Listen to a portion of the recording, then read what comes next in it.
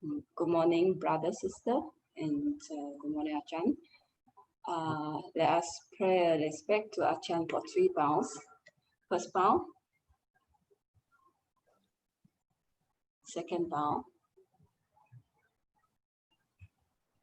third bow.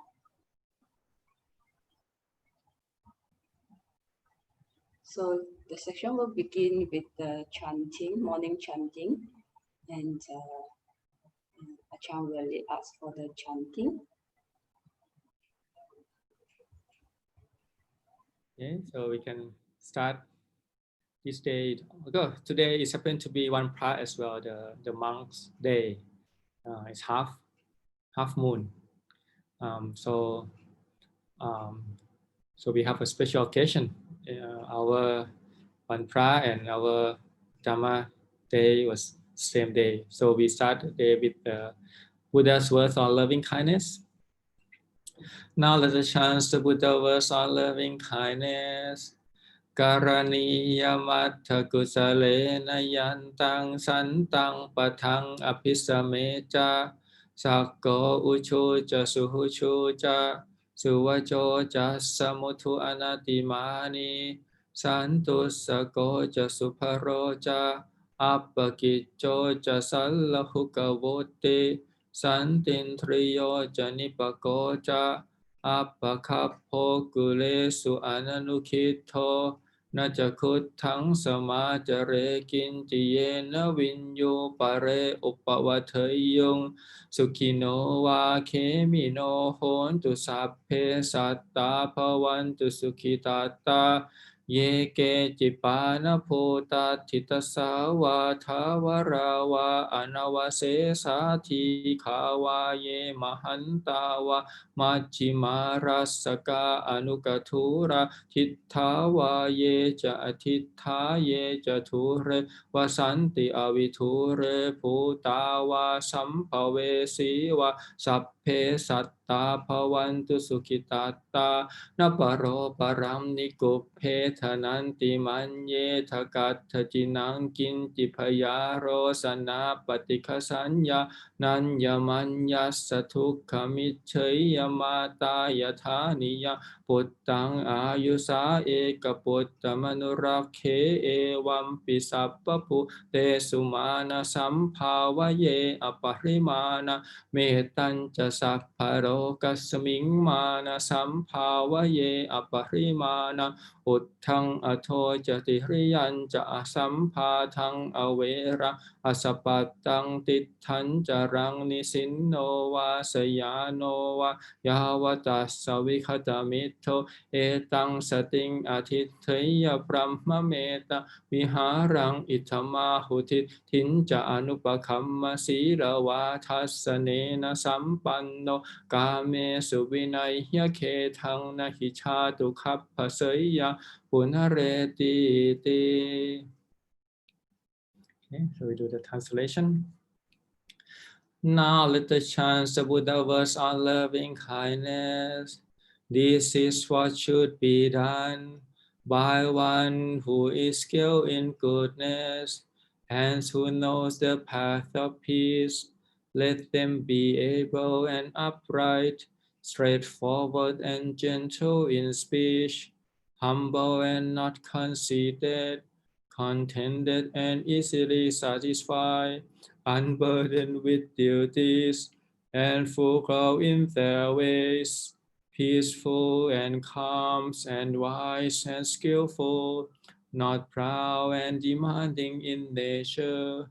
Let them not do the slightest thing that the wise would later reprove, wishing in gladness and in safety. May all beings be at ease, whatever living beings there may be, whether they are weak or strong, omitting none, the great or the mighty, medium, short or small, the seen and the unseen, those living near and far away, those born and to be born. May all beings be at ease. Let none deceive another. or despise any being in any state. Let none through anger or ill will wish harms upon another, even as the mother protects with her life her child, her only child. So with the boundless heart, should one cherish all living beings, radiating kindness over the entire world, spreading upwards to the skies and downwards to the depths, outwards as unbounded, free from hatred and ill will, whether standing or walking, seated or lying down, free from drowsiness. One should sustain this recollection. This is said to be the sublime abiding, by not holding to fixed views, the pure-hearted one, having clarity of visions, being free from all sense desires, is not born again into this world. Okay, next one is verses of sharing and aspiration. หันธรรมยังอุทิศนาทิธานาคาทายโยพนามาเสอิมินาปุญญกรรมเมนะอุปัชฌายาคุณุตระอาจาริโยปการาจะมาตาปิตาจะยาตกาสุริโยจันทิมาราชาคุณวันตานราปิจาพรหมมาราจะอินทาจะโลกปาลาจะเทวตายะโมมิตามโนสาจะมัชชัตตาเวริกาปิจาสัพเพสัตตาสุขีโหนตุปุญญานิปกตานิเมสุขันจติวิทังเทนตุขิปังปาเปทะโวมะตังอิมินาปุญญกรรมเมนะอิมินาอุทิเสนาจะขิปาหังสุลเพเจวตันหุปาทานาเชทนังเยสันตานิหินาธรรมายาวะนิพพานโตมะมังนัสสันตุสัพพทาเยวะยัตถะชาโตภเวภเวอุชุจิตตังสติปัญญาสันเลโควิริยัมหินามาราลพันตุโนกาสังกาตุนจะวิริเยสุเมพุทธาธิปะวโรนาโทธัมโมนาโทวรุตตโมนาโทปัจเจกพุทโธจะสังโฆนาโทตโรมะมังเตโสตมานุภาเวนะมาโรกาสังละพันตุมา Now let us chant the words of sharing and aspiration.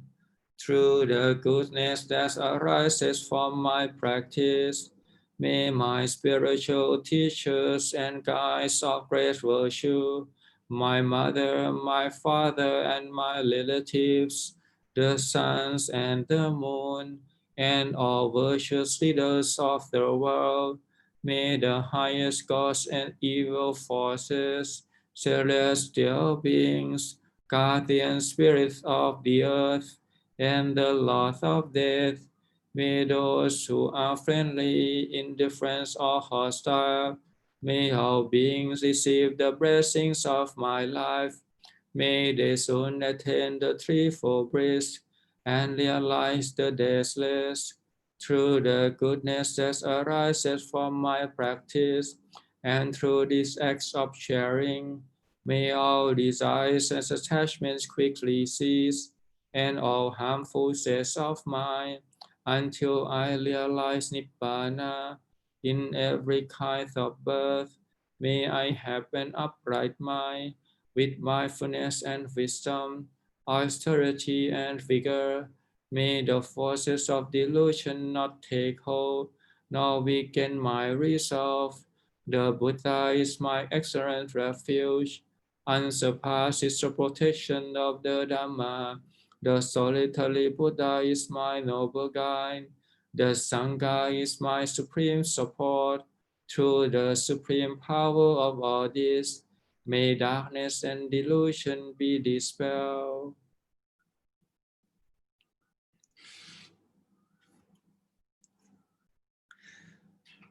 Next one, reflections on universal well-being. Han Thamayang Metta Paranan Karo Ma Se ahang sukhito homi, nittukho homi, avero homi, apaya pacho homi, anikho homi, sukhi attanang pariharami, sapphe satta sukhita hontu, sapphe satta avera hontu, sapphe satta apaya pacha hontu, sapphe satta anikha hontu, sapphe satta sukhi attana pariharantu, sapphe satta sappa dukkha pamunchantu, sapphe satta latha sampatito ma vikhanchantu, sapphe satta kamma saka kamma thaya tha kamma yoni kamma pantu kamma pati sarana yang kammang karisanti Kalayanang va papakang va tassataya tha bhavisanti. Now let us chant the reflections on universal well-beings. May I abide in well-being, in freedom from affliction, in freedom from hostility, in freedom from ill will, in freedom from anxiety, and may I maintain well-being in myself. May everyone abide in well-being, in freedom from hostility, in freedom from ill will, in freedom from anxiety, and may they maintain well-being in themselves. May all beings be released from all suffering, and may they not be parted from the good fortune they have attained when they act upon intentions. All beings are the owners of their actions and inherit its results. Their future is born from such action, companion to such actions, and its results will be their home. All actions with intention, be they skillful or harmful, of such acts, they will be the heirs.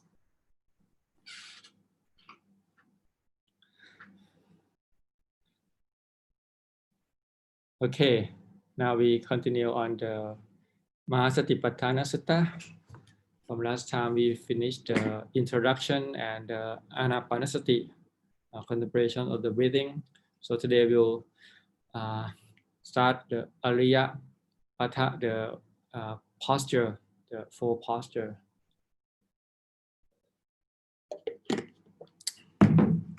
Okay, so we do Pali first.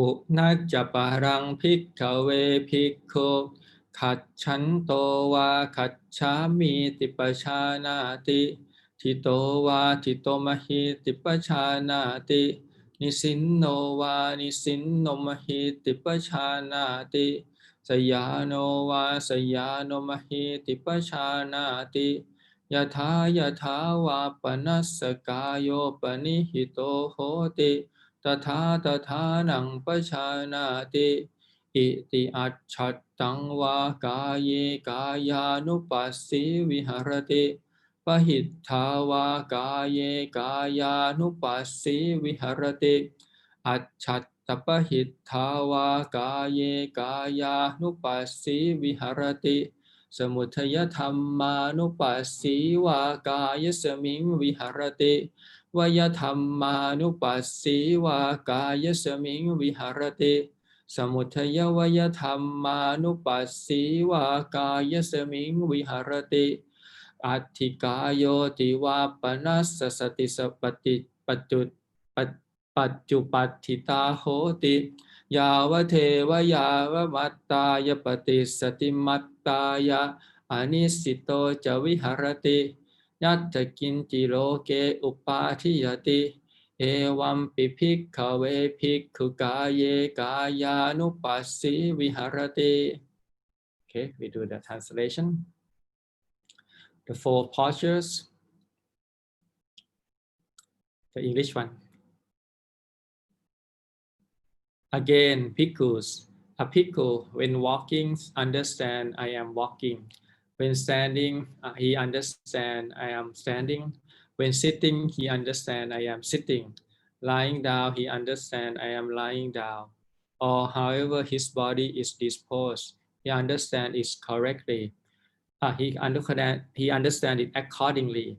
In this way, he dwells contemplating the body in the body internally, or he dwells contemplating the body in the body externally, or he dwells contemplating the body in the body both internally and externally, or else he dwells contemplating in the body its nature of arising, or he dwells contemplating in the body its nature of vanishing, or he dwells contemplating in the body its nature of both arising and vanishing, or else mindfulness that there is a body is simply established in him to the extent necessary for bare knowledge and repeated mindfulness, and he dwells independent, not clinging to anything in the world. That is how a bhikkhu dwells contemplating the body in the body. Okay, next one. Sampachanya Bappa, the clear comprehension.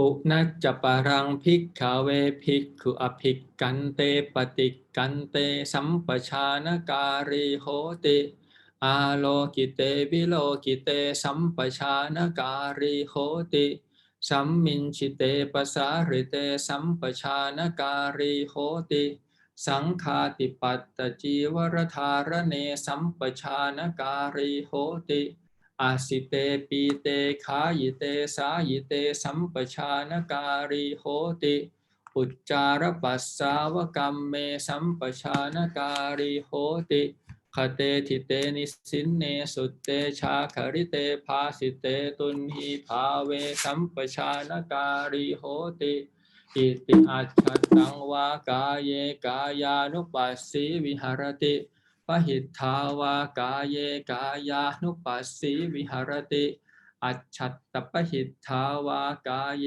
กายานุปัสสีวิหรติสมุทัยธรรมานุปัสสีวากายสมิงวิหรติวยธรรมานุปัสสีวากายสมิงวิหรติสมุทัยวยธรรมานุปัสสีวากายสมิงวิหรติอัตถิกายโยติวาปนัสสติปัจจุปัตติตาโหติยาวเดวยานมัตตายปฏิสติมัตตายะอนิสิโตจวิหรตินัจจกินจิโลเกอุปาทิยติเอวัมปิภิกขเวภิกขุกายเยกายานุปัสสีวิหรติ Translation The clear comprehension section. Again, bhikkhus.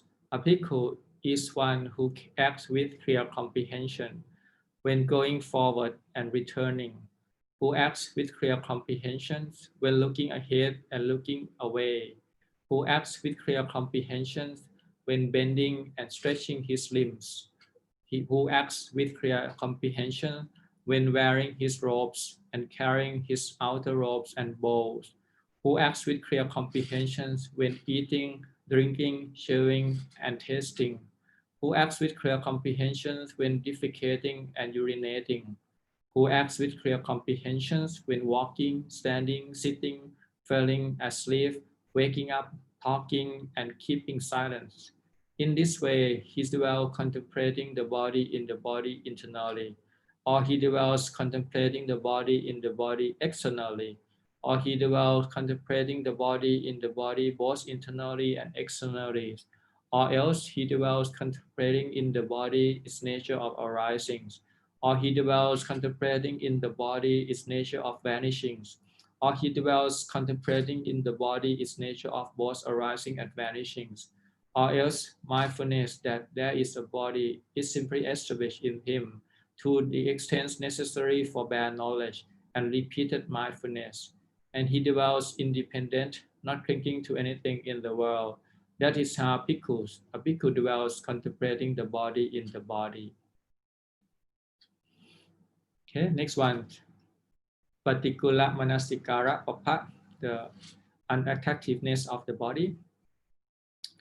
โอนัจจปรังภิกขเวภิกขุอิวะเมวะกายังอุทธังปาทตลาอโทเกสมัตถกาตัจจปริยันตังปุรันนานัปปการัสสะอสุจิโนปัจจเวคติอัตถิมัสมิงกาเยเกสาโลมานะคาทันตาตะโจมังสังนะหารุอัตถิมินชังวักกังหัตถยังยักกนังกิโลมะกังวิหากังปัปภาสังอันตังอันตะกุนังอุทริยังกะเรสังปิตตังเสมหังปุโพโลหิตังเสโทเมโทอัสสุวสาเคโลสิงคานิกาลสิกาพุตตันติสยถาปิภิกขเวอุปโตมุขามูโตริปุรานานาวิหิตาสทัญญัสสะสยทิทังสารีนังวิหินังมุขานังมาสา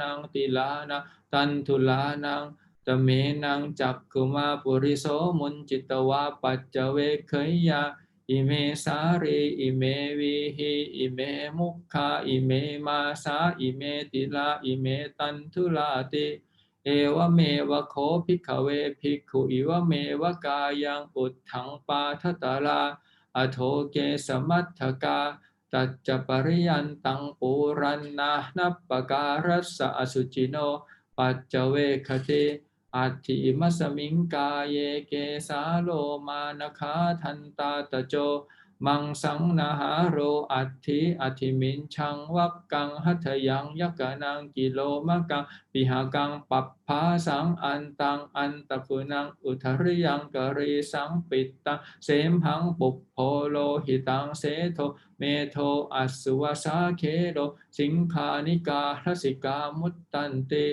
อิติอัจฉัตตังวากาเยกายานุปัสสีวิหรติปหิทธาวากาเยกายานุปัสสีวิหรติอัจฉัตตปหิทธาวากาเยกายานุปัสสีวิหรติสมุทัยธรรมานุปัสสีวากายสมิงวิหรติวยธรรมานุปัสสีวากายสมิงวิหรติสมุทัยวยธรรมานุปัสสีวากายสมิงวิหรติอัตถิกายโยติวาปนัสสติปัจจุปัฏฐิตาโหติยาวเดวยานมัตตายปฏิสติมัตตายะอนิสิโตจวิหรตินัจจกินจิโลเกอุปาทิยติเอวัมปิภิกขเวภิกขุกายเยกายานุปัสสีวิหรติ Okay, we do the translation. The unattractiveness of the body. Again, a bhikkhus reviews this same body up from the soles of the feet and down from the top of the hair, bounded by skin, as full of many kinds of impurity dust. In this body there are head hairs, body hairs, nails, teeth, skin, flesh, sinews, bones, bone marrow, kidneys, heart, liver, diaphragm, spleen, lungs, intestines, mesentery, stomach, feces, bile, phlegm, pus, blood, sweat, fat, tears, grease, spittle, snot, oil of the joints, and urine. Just as though bhikkhu, there were a bag with an opening at both ends, full of many sorts of grain, such as hill rice, red rice, beans, peas, millet, and white rice, and the man with good eyes were to open it and reveal it thus. This is hill rice, this is red rice, this is beans, this is peas, this is millet, this is white rice. So too bhikkhus, a bhikkhu reveals this same body up from the sole of the feet and down from the top of the hair, bounded by skin, as full of many kinds of impurity dust. In this body there are head hairs, body hairs, nails, teeth, skins, flesh, sinews, bones, bone marrow, kidneys, heart, liver, diaphragm, spleen, lung, intestines, mesentery, stomach, feces, bile, phlegm, pus, blood, sweat, fat, tears, grease, spittle, snot, oil of the joints, and urine. In this way, he develops contemplating the body in the body internally, or he develops contemplating the body in the body externally, or he develops contemplating the body in the body both internally and externally, or else he develops contemplating in the body its nature of arising, or he develops contemplating in the body its nature of vanishing, or he develops contemplating in the body its nature of both arising and vanishing, or else mindfulness that there is a body is simply established in him to the extent necessary for bare knowledge and repeated mindfulness, and he develops independent, not clinging to anything in the world. That is how a bhikkhu develops contemplating the body in the body. Okay, next one. Thatu manasikara papha, the 4 elements. ปุณัจจปารังภิกขเวภิกขุอิวะเมวะกายังยถาทิตังยถาปนิหิตังธาตุโสปัจจเวคติอัตถิมัสมิงกายเยปัทวีธาตุอาโปธาตุเตโชธาตุวายโยธาตุติสยถาปิภิกขเวทัพโคโคคาตโกวะโคคาตกันเตวาสีวาคาวิงวัทิตวาจาตุมมหาปเทวิลโสปฏิวิภัชิตวานิสินโนอัสสะเอวเมวะโคภิกขเวภิกขุเอวเมวะกายังยถาทิตังยถาปนิหิตังธาตุโสปัจจเวคติอัตถิมัสมิงกายเยปัทวีธาตุอาโปธาตุเตโชธาตุวายโยธาตุติอิติอัจฉัตตังวากายเยกายานุปัสสิวิหรติปหิทธาวากายเยกายานุปัสสิวิหรติอัจฉัตตปหิทธาวากายเยกายานุปัสสิวิหรติสมุทัยธรรมานุปัสสิวากายสมิงวิหรติวยธรรมานุปัสสิวากายสมิงวิหรติสมุทัยวยธรรมานุปัสสิวากายสมิงวิหรติอัตถิกายโยติวาปนัสสติปัจจุปัตติตาโหติยาวเทวยานมัตตายปฏิสติมัตตายะอนิสิโตจะวิหรตินัจจกินจิโลเกอุปาทิยติเอวัมปิภิกขเวภิกขุกายเยกายานุปัสสิวิหรติ Okay, do the translation. The 4 elements. Again, bhikkhus.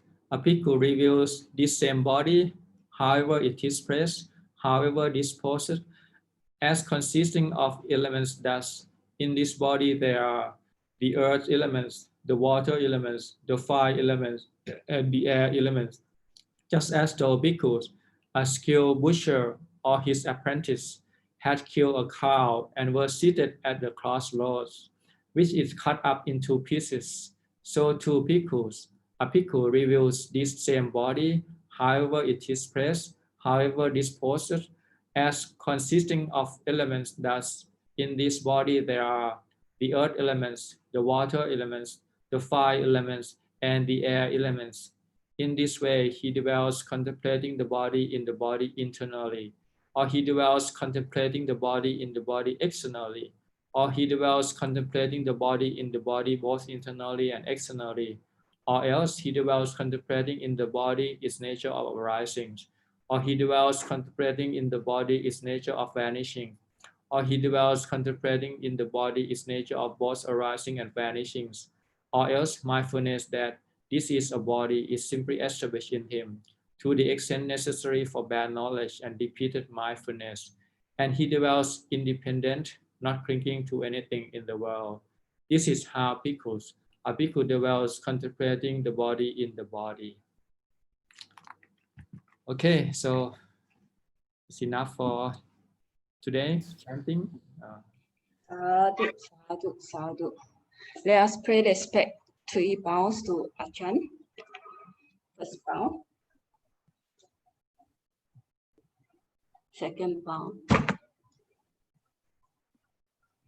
Third bow. So now we will declare for 3 precepts and 8 and 5 precepts. มายังบันเตทิสารเนนะสหะอัตถาปัญจศีลานิยาชามะดุติยัมปิมายังบันเตทิสารเนนะสหะอัตถาปัญจศีลานิยาชามะตติยัมปิมายังบันเตทิสารเนนะสหะอัตถาปัญจศีลานิยาชามะ Okay, so repeat after me ครับนะโมตัสสะภะคะวะโตอะระหะโตสัมมาสัมพุทธัสสะนะโมตัสสะภะคะวะโตอะระหะโตสัมมาสัมพุทธัสสะนะโมตัสสะภะคะวะโตอะระหะโตสัมมาสัมพุทธัสสะนะโมตัสสะภะคะวะโตอะระหะโตสัมมาสัมพุทธัสสะนะโมตัสสะภะคะวะโตอะระหะโตสัมมาสัมพุทธัสสะนะโมตัสสะภะคะวะโตอะระหะโตสัมมาสัมพุทธัสสะ พุทธังสรณังคัจฉามิ พุทธังสารนังกัจฉามิ ธัมมังสรณังคัจฉามิ ธัมมังสารนังกัจฉามิ สังฆังสรณังคัจฉามิ สังฆังสารนังกัจฉามิ ทุติยัมปิพุทธังสรณังคัจฉา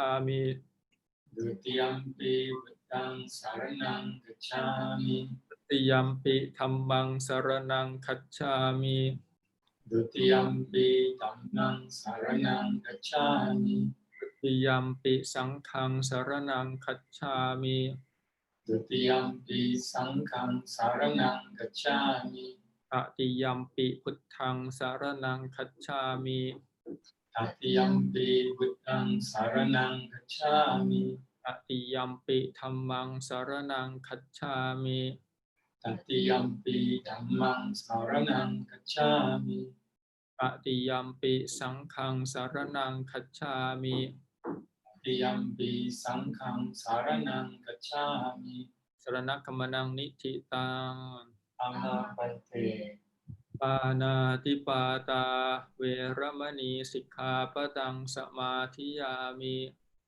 ปานาทิปาทาเวรมณีสิกขาปดังสมาธิยามิ อทินนาทานาเวรมณีสิกขาปดังสมาธิยามิ อาดินาดานาเวรมณีสิกขาปดังสมาธิยามิ กาเมสุมิชฌาจาราเวรมณีสิกขาปดังสมาธิยามิ คาเมสุเมชาชาระเวรมณีสิกขาปดังสมาธิยามิ อุสาวาทาเวรมณีสิกขาปดังสมาธิยามิ มุสาวาทาเวรมณีสิกขาปดังสมาธิยามิ สุราเมรยมัชฌปมาทัฏฐานาเวรมณีสิกขาปดังสมาธิยามิ สุราเมรยามัจจาปมาดัตตานาเวรมณีสิกขาปดังสมาธิ Samadhiya. Okay, so now for the 8th preceptor. อภรรมจริยาเวรมณีสิกขาปดังสมาธิยามิ Apramacariya Veramani Sikkhapadam Samadhiyami. วิกาลโภชนาเวรมณีสิกขาปดังสมาธิยามิ Vikara Bhojana Veramani Sikkhapadam Samadhiyami. นัจจคีตวาทิตวิสุกทัสสนามาราคันทวิเลปนะธารณะมันดนะวิภูสนัฏฐานาเวรมณีสิกขาปดังสมาธิยามิ Najjagita Varita Visuka Tasana Mata Ganta Virepana Dharana Mandana Vibhusana Thana Veramani Sikkhapadam Samadhiyami. จาสยนะมหาสยนาเวรมณีสิกขาปดังสมาธิยามิ Uja Sayana Mahasayana Veramani Sikkhapadam Samadhiyami. อิมานิอัฏฐสิกขาปทานิสมาอิมานิปัญจอัฏฐสิกขาปทานิสมาธิยามิ Imani Atta Sikkhapadani Samadhiyami. Imani atta sikkhapattani samadhiyami. Imani atta sikkhapattani samadhiyami. Silena sukhating yanti, silena bhoga sampatha, silena nipputing yanti tasma silang visotaye. Sadhu, sadhu, sadhu. Let us pray respect 3 times again to Ajahn. Second bow, third bow. We will now formally request for the Dhamma discourse. Brahma Jaloka Thik Bhakti Sahang Bhakti Các tan Jali An Thik Wak Rang Ayat Jak Thak Santi Thak Sak Ta Pak Rak Jak Khak Jak Tika Thế Se Thủ Thang Mang Anu Kang Big Mang Pak Chiang. Namo tassa bhagavato arahato samma sambuddhassa. Namo tassa bhagavato arahato samma sambuddhassa. Namo tassa bhagavato arahato samma sambuddhassa. Buddhang dhammang sanghang punnatarang upacchayang namasami.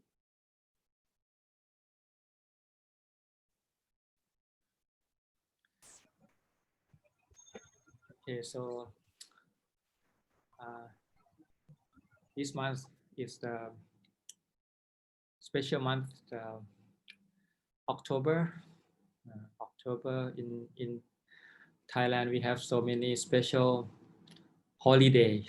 Holiday means the day that we in memory of some things.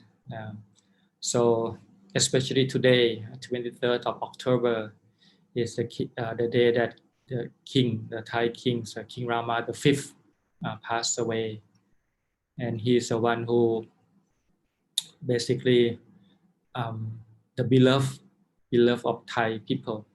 We call him the Piya. Piya means the beloved one, the king that is the great, that is because he doing many things to our nations. He got basically he start to in the first time he learning English. He received the Western education. He has a chance to travel abroad, and he's the one who saved Thailand from being colonialized by the Western country, because he befriended with the Russian kings and all those things to make the West know that we also have the culture, and we also try to develop our country to catch up with other country. And one of the things that he did for Thai people is that he abolished, he abandoned the slave, which is not an easy task. In America, by doing it, they have a civil war. People going and fight, and many people die. But in Thailand, it's go very smoothly, very peacefully. Basically, replace the old system of being a slave and the boss to the more equal society that become very peaceful. So he, in terms of the he wants people to able to be free physically. You don't have to depend on anybody. Now you can work for yourself, think for yourself, do everything for yourself. But it's only half finished. The second half that he leave it for, actually his plan is he want the monk to help with the second half, meaning that try to free people spiritually. Even though we are free physically, but spiritually we still trapped in this cycle of rebirth, of this greed, hatred, and delusion, of these negative emotions. So his will or his vision, he want to basically have monks come in and help. So he started up many projects. The Wat Mahathat, the temple where the planning is monks who come in and teach the people. So it's many projects that he started, train, telegraph, so road, and all those things. Many developing in Thailand is because of him. He has many brother or even son who govern each ministry and become one of the engine to help Thailand. And this is one of the reasons why Thailand is only one country in this particular area of Southeast Asia who escapes colonizations, and we can preserve many of our culture and continuity of traditions of religions, the freedom of religions, not like many other friends who one by one fell to the colonizations and have to be they can't practice their religions anymore. They have to follow the West. So in many ways, this is the special day for us. And my university, the Chulalongkorn University, is a university that built in name of him. Basically, people, because he see the importance of educate people. In the old days, only people who go to the palace who can educate.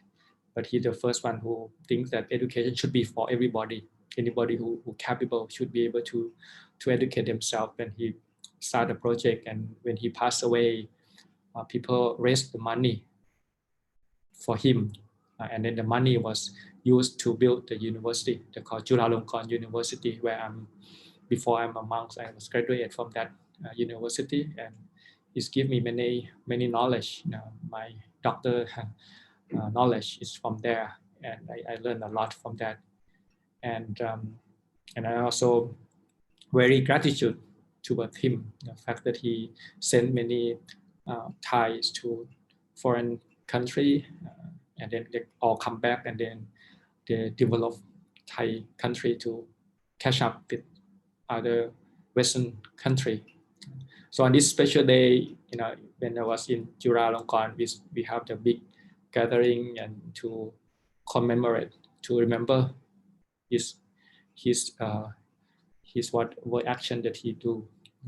So this is what they call it, a special day for me. And then when King Rama the ninth, he just passed away on the 13th of this month as well, the month of October, which is it's just the sad month because it's the last month of the rainy season.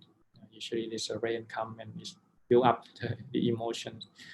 But they also in this month is also have many sad days as well. The day of the rise up of students to fight with the military on the 6th of October and 14th of October.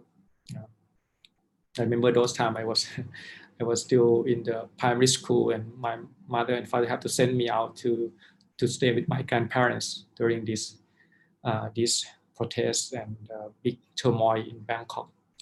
So it's a month of change in Thailand, and you probably know in this news that there's so many protests these days try to upturn the institutions.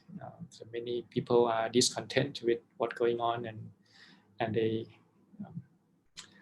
rise up and then speak their voice.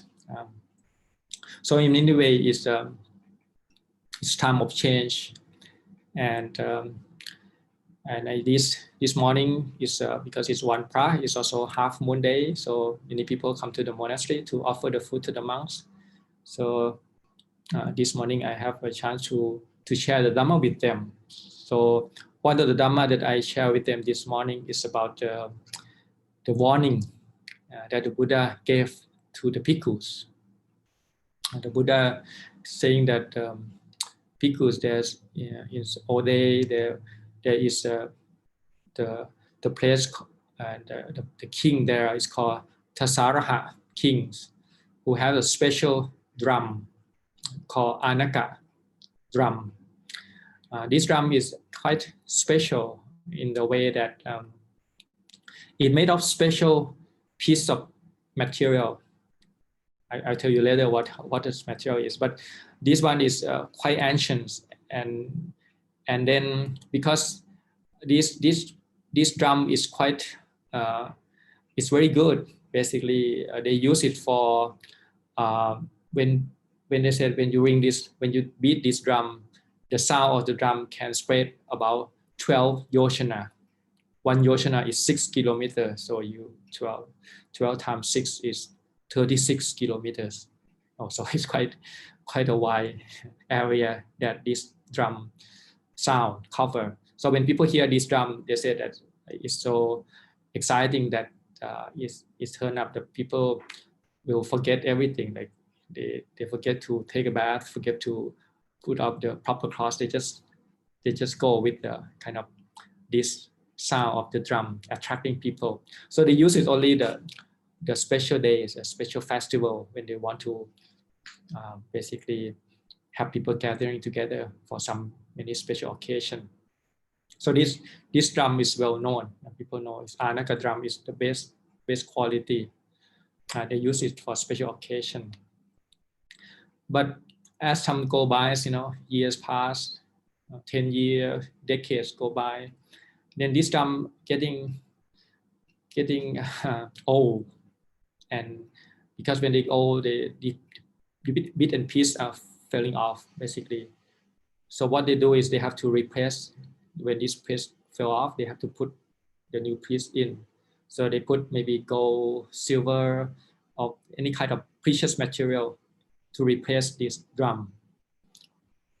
And then after a while, basically the original frames of the drum is gone. It's all become just the replaced material that put in. So this drum, even the name is the same, Anaka drum, but the framework is totally changed. It's basically become something else. And they said that the sound is not go so far anymore.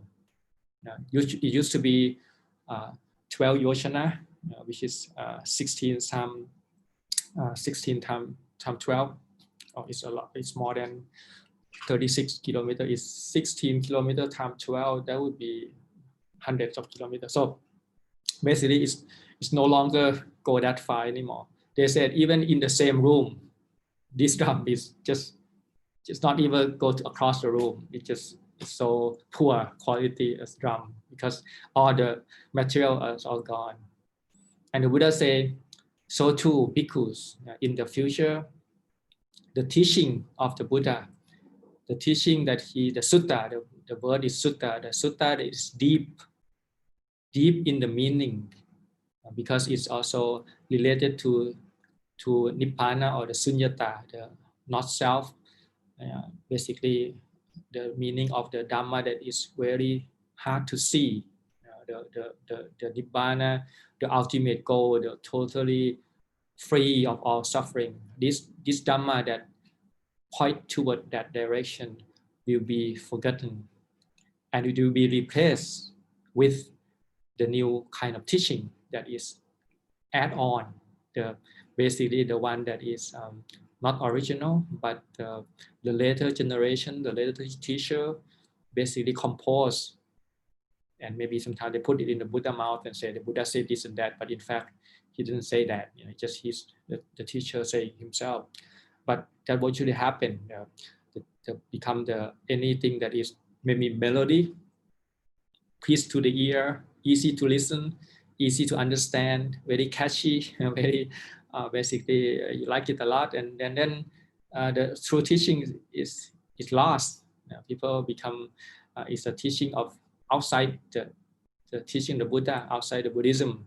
Maybe even sometimes people can't separate anymore whether the Buddhism or other religions are the difference. That's why sometimes they say, oh, every religion is the same. They make people be good.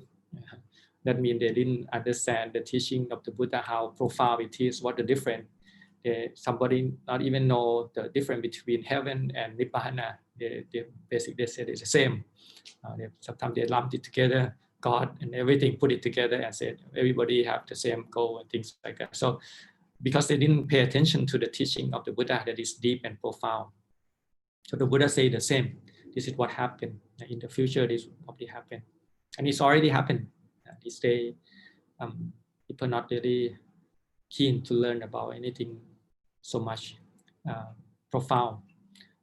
They thought they already know everything. They just looking forward to the future, which is seem to be not so looking forward to with these kinds of defilement or the kinds of the negative emotion that people still immersed in this, and then a lot of fake news and all these things that going on these days. We become trapped in this own creation of this network, of this mesh of this samsara. Seems to be find no way out.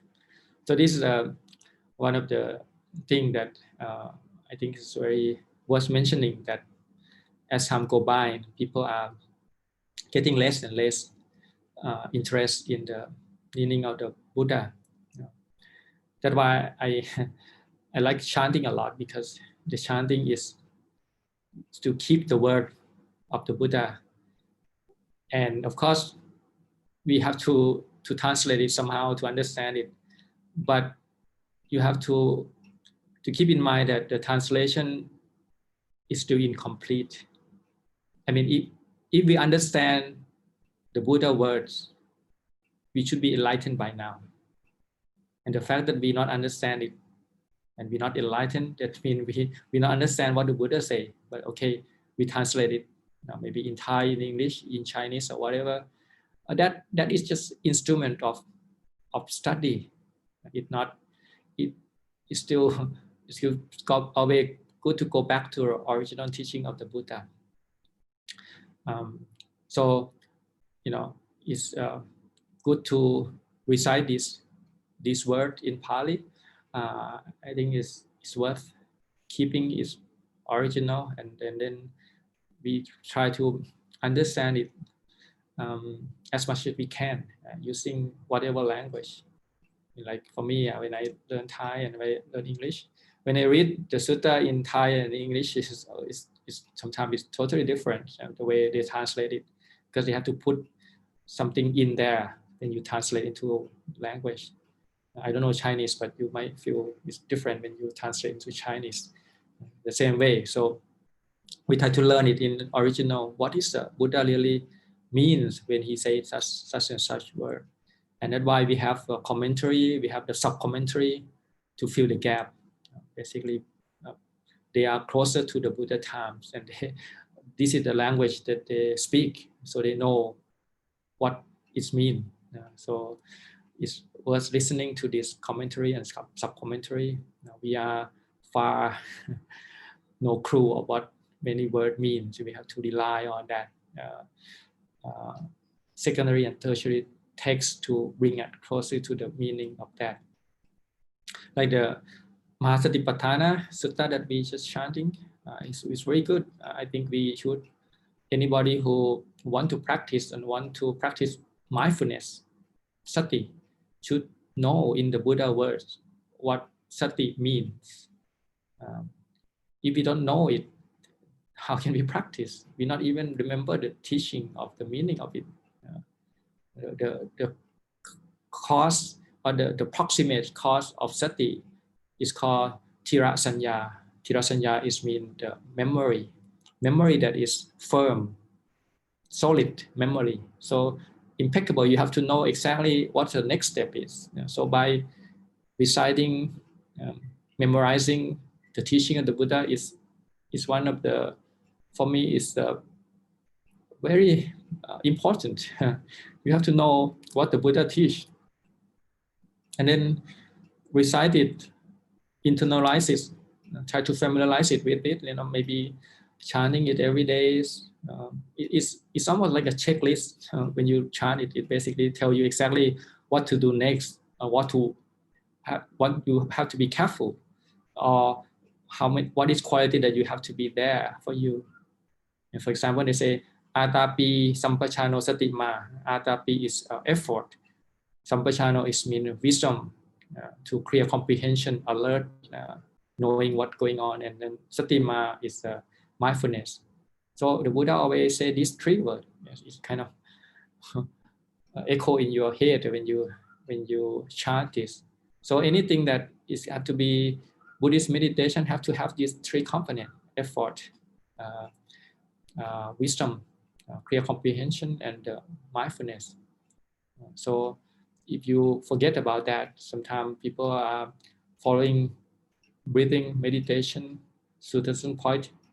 The body calm down, the mind calm down. You got happy, and then forgot to put the effort. You become basically lost in this dream world, kind of not clear anymore, very fuzzy. It's like you go into sleep.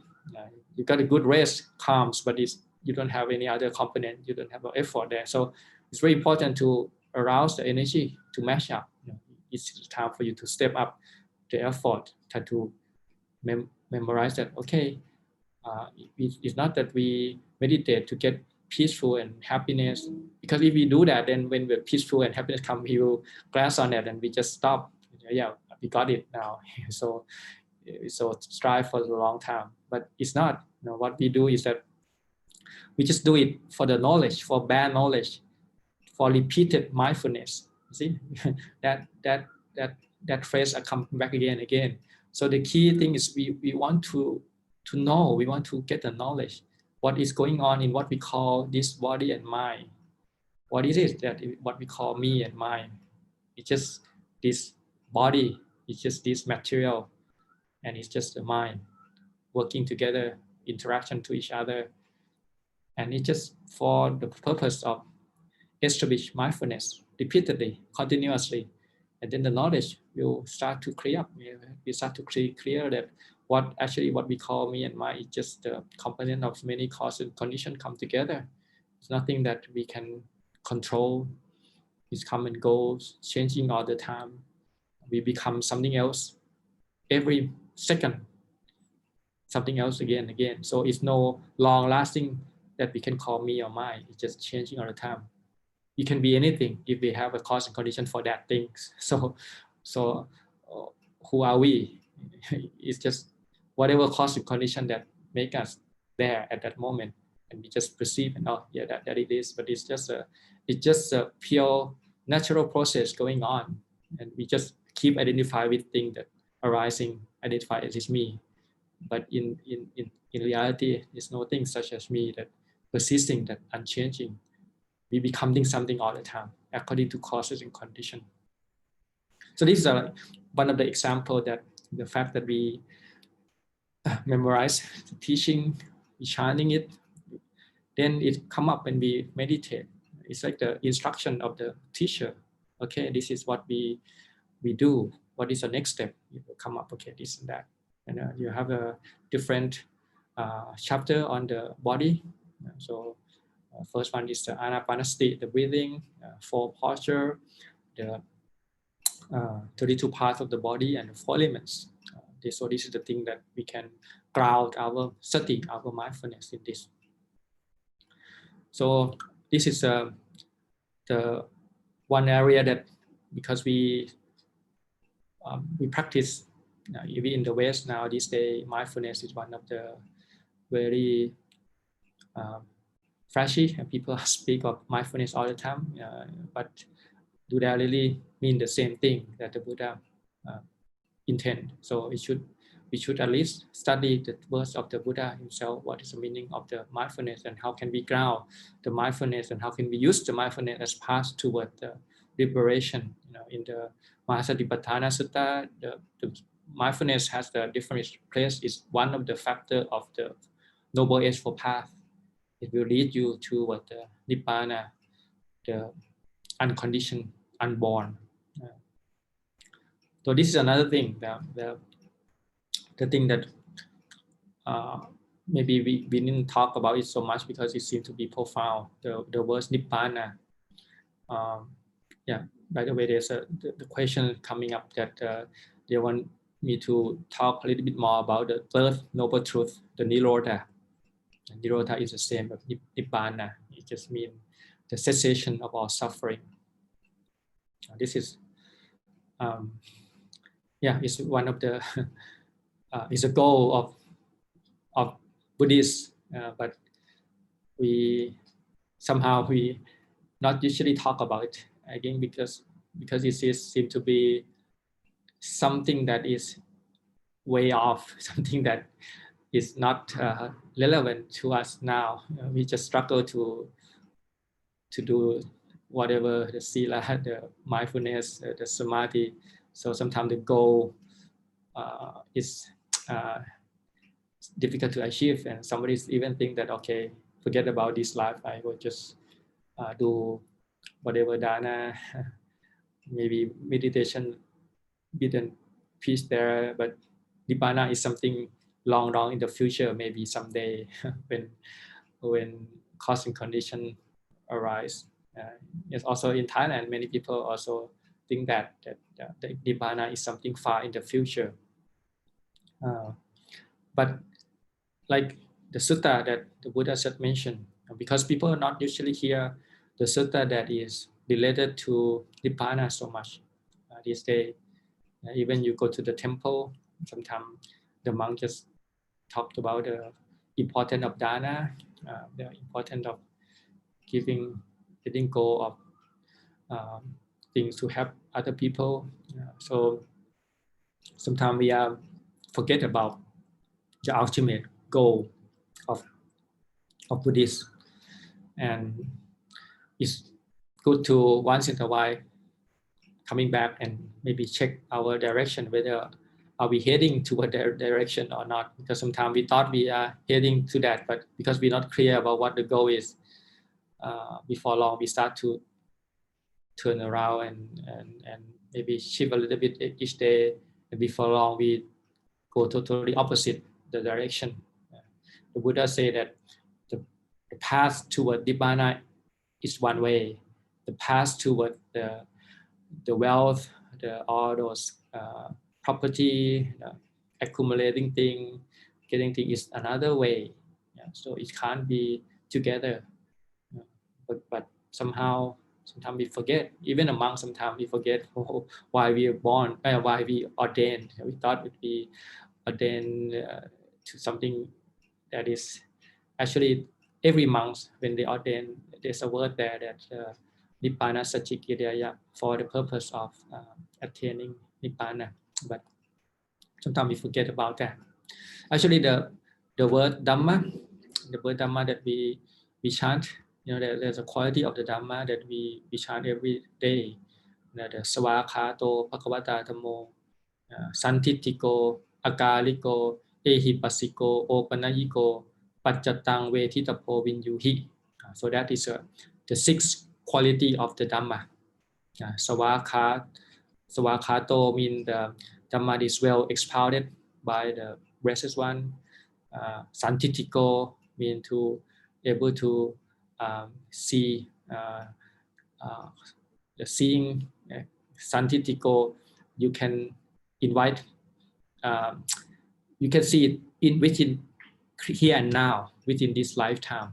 You don't have to wait until next life, like other religions. Maybe they say, okay, you can maybe go to heaven or whatever after you die. But Santitiko means apparenting here and now.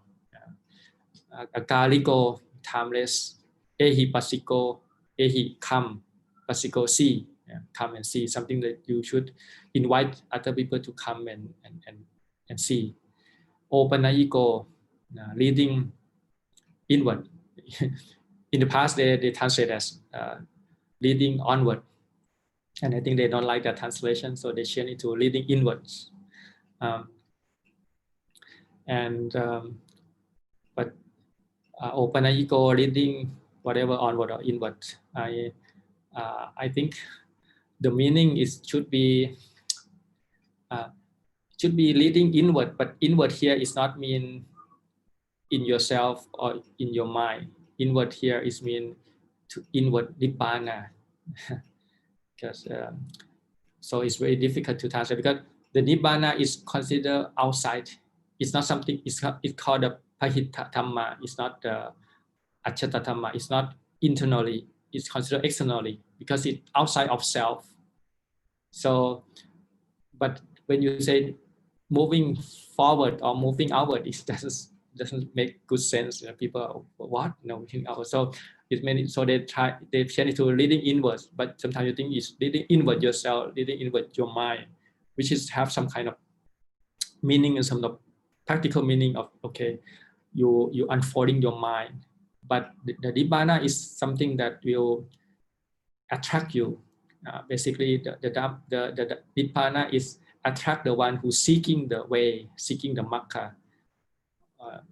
Because the Dhamma, the Nibbana is also Nama as well. The Nama here is mean to leading the mind, is to attract the mind that's seeking freedom, seeking free of all suffering will attract to Nibbana right away. So it's a sense of leading toward the Nibbana. I mean, the real meaning would be leading toward the Nibbana, to ultimate peace.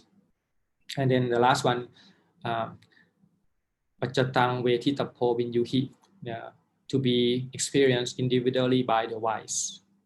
So this 6 quality of the Dhamma, the first one well expounded by the blessed one. This one can be the teaching as well, can include the sutta and everything that we hear, all those Pali and all this teaching also include in this one.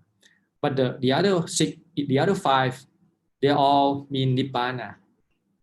So the Dhamma here is a higher Dhamma. It's not just the Dhamma that mundane, daily Dhamma, but here the quality of the Dhamma here that is worth establish the Buddhist religion is a Nibbana.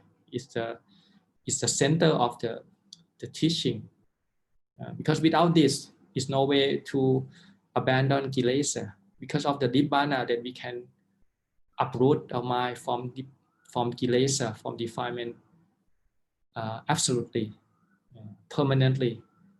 There's no way to return. So this is possible because of Nibbana. If the Nibbana doesn't exist, it will be impossible for us to be free from suffering. But because the Nibbana exists, there is a thing called Nibbana, where you can abandon the whole kilesa. So that's why the quality of the Dhamma here is mean Nibbana. So all those apparent here and now is also Nibbana, because you don't have to wait until you die. You get enlightened, even the first state, the Sotapanna, you see the first Nibbana first time. It's like the lightning or the sudden, you in the dark world, and one flash of light, you can see, oh, okay, Nibbana is there. So it's the first step.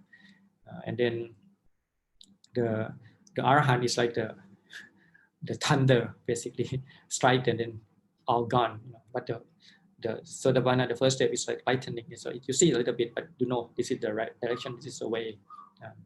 And then timeless, Nibbana is nothing to do with time. It's no past, no future, no present, because it's unborn. The time doesn't have anything to do with it.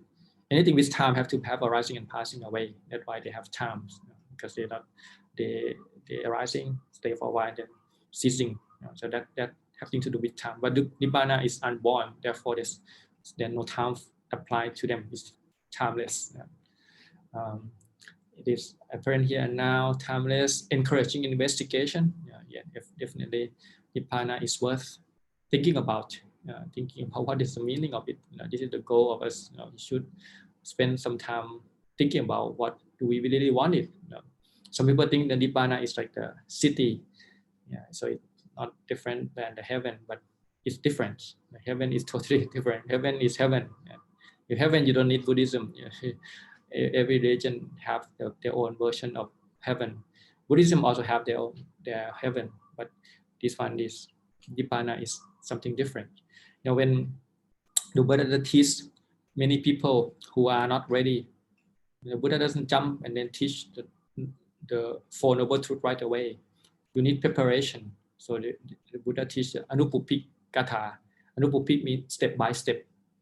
Usually he will teach dana first, giving, and then dana, sila, taking the moral precept, dana, sila, and then we have the sakha. Sakha means heaven. See, so it's totally different. Sakha is stage 3. When you have dana, think about it. When you generosity, when you giving each other, share whatever, and then you keep the precept. That is a condition for heaven right there. The heaven is a result of the dana and sila. Just a heaven. You can create heaven on earth. You don't have to wait until you die. If people are generous, happy, and also have a precept, they're not harming each other. That was the heaven on earth. That's what most people want, the utopia. So the Buddha teach dana, sila, sakha mean heaven. And then it's not stop that, because sakha, the heaven also change. It doesn't last forever. Some civilization lasts for a while. Some civilization not so long. They run out of resources. Sometimes they fighting each other, because this is the nature of sense pressure. You can't have both. One people have, the other people doesn't have. So they always fighting towards who's gonna get one. So the male always fight who got the alpha male, and then I will get all. So this is what happened, and the heaven doesn't last long. It will be the people who want that particular sensual pressure, and they will fight for that. So it's always fighting, and then we win. So this is the drawback, or the negative side of heaven. And then the Buddha talking about nekkhamma, the renunciation, step forward, moving forward, basically grown up. People who are still trapped in the sensuality, sensual world is still considered adolescents. They might be 60 years old, but in terms of samsara, they might be only 16, and their mind is still adolescent mind. They never grow up. They grow old without growing up. Growing up means you have maturity. You know that sensuality that has some limitation. It doesn't provide you with long-lasting happiness. That's all you have. You can have it as much as you want, but when you grow older, your sense is getting less, and so many bad effects of the sense pressure. So you see the drawback, and then you step out of it, and then you experience the pressure that's free from sense pressure, and the pressure from meditation, from waking the peace of mind, from study Dhamma, from understanding. This is the pressure that is not tainted with this sensuality, sense pressure, and it's more and more you can develop it, and there's no end to it. Actually, you can practice, you can know as much as you can, and then meditation also, you can go deep as much as you can. It's very, very fulfilling, and it doesn't need external thing. It's only understand your own mind. When you can calm your mind, it's turn the source of happiness, rather than relying on external source. You become relying on yourself. If you can breathe, you can happy. When you just watch the breathing in and out. If you see changing, you happy. Changing is happen all the time. In fact, you doesn't see it. That's why you don't know. But it's all the time changing. So you can use that as object of meditation. And then when you rely on that, then anywhere you can see it's changing. Anywhere you can be happy. So that the happiness from renunciation. And then anisangsa means the benefit of renunciation, which is basically practice the Noble Eightfold Path. And then the Buddha will start to teach the Four Noble Truths. You have to preparation the mind for people to be receptive of the teaching. So that's why the teaching of the Buddha is might be difficult for most people, because most people doesn't want Nibbana. They just want to have heaven.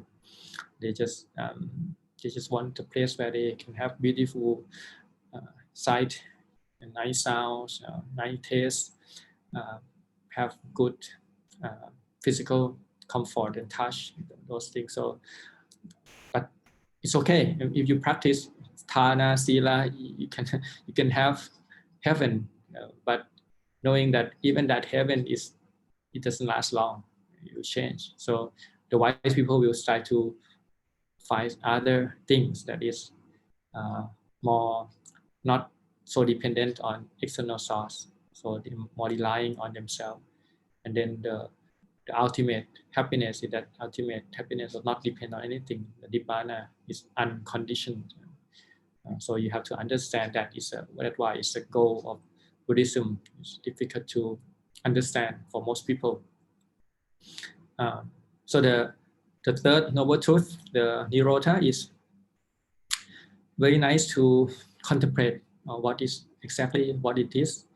The Buddha have some sutta that is quite nice. I find is 33 names of Nibbana, different meanings of it, and you can study one by one and understand what is it mean.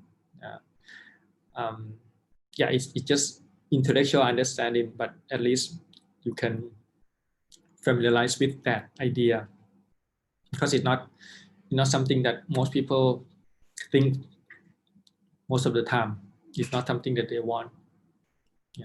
For the Buddhists, many people, when they offering something to the Sangha, they will say, okay, Nibbana Pacayo Hotu, may this be the condition for Nibbana. But most of them doesn't have a clue what the Nibbana is. They just say it because this is what they're supposed to say. But it's good to maybe learn a little bit about what is Nibbana, whether you want it or not. Because actually the Nibbana is will you don't want anything anymore when you reach Nibbana. It's like saying that happiness is mean you don't want happiness. That is the ultimate happiness, when you don't want happiness. So the same thing, when you have Nibbana, then you don't want anything else. That is it. That's the thing that you don't, the ultimate thing that you uproot any wanting, because everything is fulfilled there. It's permanent happiness, but it's not self. You can't own it. It's nature.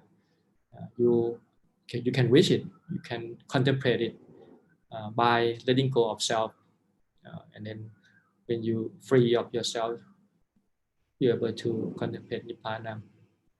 So Nibbana have many synonyms, many words that is mean Nibbana. For example, Amata means non-death. Usually you have to say non-death again, because if you born, you're gonna die. Like the Buddha also died. He's born, right? When you born, is nobody that born haven't died. They got to die, but they not die again. Basically, this will be the last life. Once they die, that's it. No, nothing further. So it just means amata means it's no die again, and also it's no birth as well. Ajuti, juti means the last moments of consciousness before we die from this life. That consciousness will basically take a new form of life according to the karma. Only if you are arahant, then that citta will no longer move. They no longer go to any realms, because they finished their work, done everything that have to be done. So they also say that it's no moving of the citta go to any place. It's just like the fire is all gone. It's no fuel anymore. It's no tanha that will take them to rebirth. And there's many other names as well. Asankata means unconditioned. That's a thing that doesn't come together. It's the quality of the Nibbana. The word Nibbana itself means nip means going away. Vana means cycle. Cycle or the forest or whatever. It usually means the kilesa, the tanha, meaning you go away from this samsara or this tanha. You step away, you go to the exit rather than going around and around in circle. So the word Nibbana just mean that. The word sankhara, usually when we explain the sankhara, it's like the condition or the construct. So the word Nibbana is unconstruct. It's not it's not built up. Because, therefore, it's non-destruct either. Because when you construct and you destruct, basically this is non-construct. It's not. It's different category. The mind is construct. Every mind we have to start the mind, and then every mind will destruct, arising and passing away. But the mind can take Nibbana as an object. Nibbana itself doesn't construct, so you can't say that the Magga construct the Nibbana. The Magga just make you reach the Nibbana. The Nibbana is already there. It's like you have a city, the lost city, but you find the path toward the city. The path doesn't make the city. The city is already there. The path is just make you able to reach and see the city the same way. So the Magga doesn't cause Nibbana, but the Kilesa cause dukkha. When you have tanha, and tanha is the mother of suffering. But the Magga is not the mother, but the basically bring you to the other shore. Another name for Nibbana is another shore, parang, the other shore. So what else? About also the meaning, the synonym for Nibbana is no five khanda. Is no the five khanda is not there. It's because khanta vimut, the free from five khanda. Five khanda is the aggregate of material, vedana, feelings, perception, construction or formations, and consciousness. So it's free from all of these kanta vimut, visuddhi, pure cleansing, and visuddhi vimutti. And yeah, there's a question here that people ask me that in the chanting, one of the say yo tassa yeva tanhaya asesa virakha nirodho jako patinisakho mutti analayo. This is the chanting that sometimes you can hear it. It means the it's free from tanha. Asesa virakha nirodho mean to virakha mean to vomit or to disenchantment. Nirodho means cessation. Asesa means nothing remaining. So basically you completely destroy tanha. Jako means giving up. Patinisakho, returning. Mutti, release. Analayo, no dwelling place. And then there's a question whether these things are the different stage of cessation. So the answer for that is no. This is the same.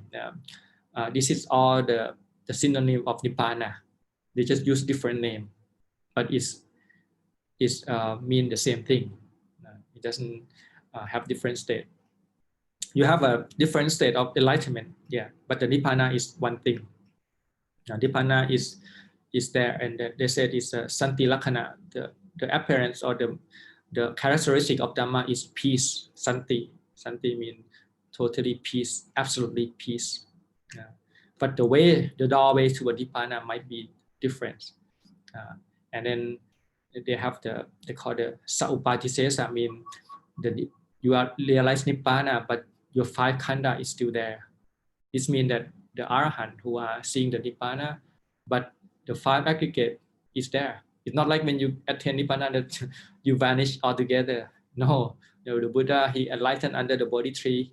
He still used the next 35 years of him teaching. During that time, he can entering Nibbana when he wish. Basically, he go into the Phala Samapatti. Actually, he do it very often. When he give a Dhamma talk or whatever, he just go in the Palasamapati, basically use Nibbana as an object, and he come out. When people say Tatu, Satu, he doesn't want to, for him to have Nibbana is more wish and more happy. So he just go in there and he come out when you finish saying Satu, Satu. So he do it all the time. So during that time, he still have 5 khanda, which is the result of the past karma. But he have no new karma. His action become kiriya. It's just action. It doesn't have result anymore. But the body, the vipaka, the result is still there. When you past lives, many lives still there. So you use that time. Your own job is finished. You just use this physical body, this mind and body interaction to help other people. So you use that. We call saupadisesa nibbana. And then when you die, when the Buddha passed away and enter parinibbana, when he put down all the 5 khanda, then that called the anupadisesa nibbana. He entering nibbana and no return. He basically reached that ultimate peace. So this nibbana, you can, if it consider the characteristic, is only one, peaceful, and two way. One is you still alive. That means you still have khanda, 5 khanda to experience nibbana, and then when you die, you no longer khanda. The 5 khanda is no longer there. And then the doorway towards nibbana has 3 one. The one with animitta, means to contemplate impermanence, to contemplate suffering, dukkha, appanihita.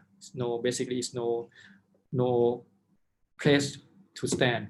Basically, everything is hot. So you can't touch anywhere. Appanihita. And the last one is sunyata. It's empty of any substantial self, soul, or whatever is persistent thing. So these 3 is a doorway toward nibbana. So you can call nibbana through the door of seeing the nibbana. So that's how we categorize it. But the state of enlightenment, every state is see the nibbana, but maybe clearer. Like Sotapanna, the first state of enlightenment. Sakadagami, the once returner, the non-returner, and the Arahant, basically fully enlightened. They just see the Nibbana at a different state. Then they're able to, every time they see the Nibbana, they can cut the asava, the tent, the deep root kilesa inside, and they uproot it. So this is the process of the Nibbana, and when we chant it, we can at least understand it intellectually first. Anything that is unborn, unconditioned, not undied, unconstruct, its ultimate peace is beyond 5 khanda. The thing that is worthy of reaching, worthy of ultimate goal of the Buddhists and the Buddha, and every all enlightened say the same thing, that there exists. It's not just nothing. Nibbana is there. It's different than nothingness. It have the Nibbana is something there. It has sappava. It has their own quality there. That when you reach there, it's no kilesa. It's the ultimate, free of all cause of suffering. So when you don't have cause of suffering, you don't have suffering, because you remove cause of suffering. So that is why when you look at the word nirodha, the third noble truth, when you look at the definition of it, you can see the definition of it is just mean that you are abandoning second noble truth. When you uproot the tanha, asesa viraka nirodho, when you uproot the tanha, that they use that as a definition of the nibbana.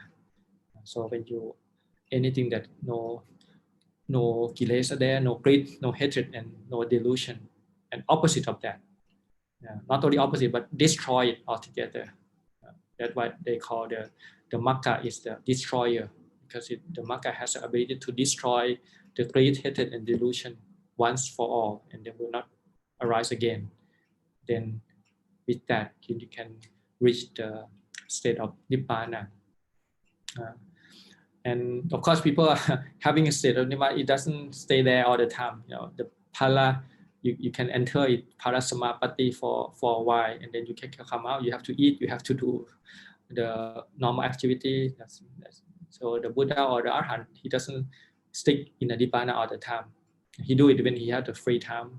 Like I say, when the Buddha giving a talk, when people say sadhu, he just go into Parasamapati and he just blissful in his Nibbana. And when you finish sadhu, he'll come out and he's just doing other things. He keep giving a talk and all. But when he have time for himself, he usually go into that state, Parasamapati, to attain Nibbana as object of the mind. And he do that as long as he do. Only I think solely in the last part when he decided he gonna let go of this body. So he will not have to go to that often, because it will prolong your life somehow. So you just content with that. Okay. So most of the Buddha will pass away when he was about 80% of the lifespan of that time span of the human, because he want to leave the people to continue on. Because if the Buddha lives so long, then all his disciples die. So who else gonna carry on the teaching? So that the custom of every Buddha will pass away at the 80%. He will not live full human span. For example, that time was 100 years. He will live only 80 years. And then the next 20 years, he will leave it to his disciple to basically step up, take responsibility for propagating the Dhamma. That's why we have many sutta these days. The Kassapa come up, the Ananda. We have a first recitation of the teaching. That's why we have all the sutta or the Vinaya, the teaching still in the complete and very perfect form that we have today. And that teaching is still full of very deep meaning, very profound. And so I will encourage that you have spent time to study original teaching of the Buddha. Now we're so lucky that we have translation. You can find it through internet, or you can read it by yourself. The Majjhima Nikaya, the Tika Nikaya, all those original teaching of the Buddha, and maybe contemplate that and think of that every now and then. Beside it, even if you love any sutta, it's good to have your favorite sutta. That okay, I will remember all the teaching in this sutta, and you will find that you find deeper meaning. That's why even today I enjoy chanting every morning. I bring the new sutta and I chant it in Pali and translate it, and every day I find something new in that. It's just so profound that you have to lead the life to appreciate how deep it is and how profound each the Buddha just pick the right word for each one. So yeah, that's the meaning of the Dhamma. And in Dhamma is all those definitions. The Buddha point toward Nibbana, which is the highest Dhamma, the Satya, the truth, the ultimate truth, the truth that is unchanged and is always as a goal of every Buddhist. At least we should aim to that goal. It doesn't matter whether we reach there this lifetime or not. As far as we are on the path, sooner or later we will reach there. So I will leave the profound Dhamma for today. So hopefully that will be helpful on your path toward enlightenment. Anandamyang Dhamma Kataya Sadhu Karang Dadamase Sadhu Sadhu Sadhu Anumodami. Okay, thank you, Ajahn, for the teaching and the guidance. There are pay respect 3 times to Ajahn. First bow. Second bow. Third bow.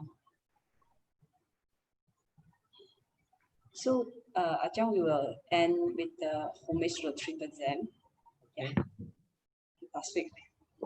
So we do together. Arahang Samma Sambuddho Bhagava Buddhang Bhagavantang Abhivatemi Sawakhato Bhagavata Dhammo Dhammang Namasami Supatipanno Bhagavato Sāvaka Sangho Sanghang Namami. Okay, see you next week.